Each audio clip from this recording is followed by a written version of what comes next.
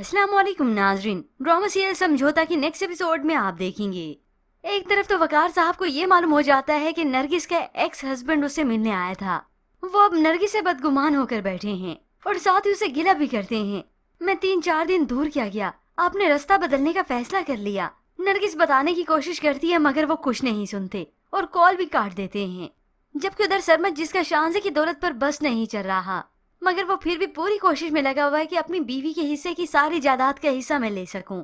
और फिर यहाँ पर नरगिस अलग से परेशान होती है कि असद जो कुछ कर रहा है वो ठीक नहीं। वो उसे समझाने की कोशिश भी करती हैं, जो बाप अपनी औलाद पर अंधा एतमाद करे और औलाद उसकी पीठ पीछे वार करे, ये गुनाह से भी बड़ा जुर्म है। मगर असद को इस सब की कोई परवाह नहीं। वो तो अब इस काम में बहुत आगे निकल चुका है। हाँ, जब तक वो अपने साले से धोखा नहीं खा जाता और सारा पैसा डूब नहीं जाता, तब तक इस असद को अकल नहीं आएगी। यहाँ पर असद कम था कि जोहेब भी आन पड़ा। वो सरमत की हरकतों पर गहरी नजर रखता है। जब भी तो उससे ये सब बर्दाश्त नहीं हुआ, आखिर शानजे के घर चला आता है कि अब तक वो अपने शोहर को समझ नहीं पाई, या फिर वो मासूमियत का ढोंग कर रही है, क्योंकि उसकी शोहर का मकसद सिर्फ और सिर्फ इसका पैसा हड़पना है।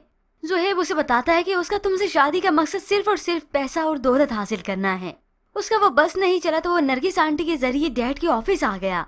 मगर ये शानजे किसी भी बात का यकीन नहीं करती, क्योंकि अभी भी सरमत के एतमाद की पट्टी उसकी आंखों पर बंधी है। तो कुछ ही लम्हे के बाद यहाँ पर सरमत भी आ जाता है। तभी वो अपनी असलियत अपने मुंह से निकालने लगा कि मैं तुम दोनों भाइयों को शानजे का हिस्सा नहीं हड़पने दूंगा, शराफत से इसका हिस्सा इसे दे दो। अब इन दोनों की ये तकरार सुनकर तो शानजे सर पकड़कर खड़ी हो गई कि ये हो क्या रहा है।